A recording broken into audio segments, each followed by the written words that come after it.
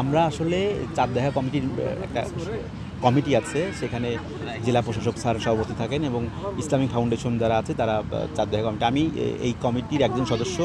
আমি আবহাওয়া অফিস থেকে এসেছি, কক্সবাজার আবহাওয়া অফিস থেকে। এই অফিস থেকে আসার পর আমাদের এখান থেকে চাঁদের স্থানাঙ্ক আমরা নির্ণয় করি। চাঁদের স্থানাঙ্কেতে ছিল 9 ডিগ্রি কক্সবাজারে, এবং যে দিক ছিল 279 ডিগ্রিতে আমরা দেখতে পাবো, এই দিকে দেখতে পাবো। তার মানে পশ্চিম থেকে আর একটু উত্তরের দিকে, 10 ডিগ্রি উত্তরের দিকে।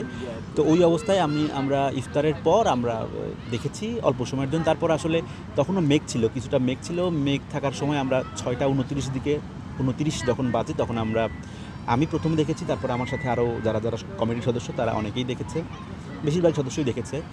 এবং এটা 10-15 মিনিট স্থায়ী ছিল, তারপরে আবার মেঘের মধ্যে এটা ঢেকে গেছে, যেহেতু খুবই নিচে 9 ডিগ্রি উচ্চতায়।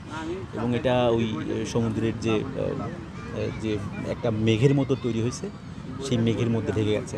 এখন দেখা যাচ্ছে না, দৃষ্টিগোচর না, কিন্তু 10-15 মিনিট 20 মিনিটের মধ্যে আমরা সবাই দেখতে পাইছি। তখন যারা কমিটির সদস্য সহ আরও যারা এখানে সাথে ছিল সবাই দেখতে পাইছি।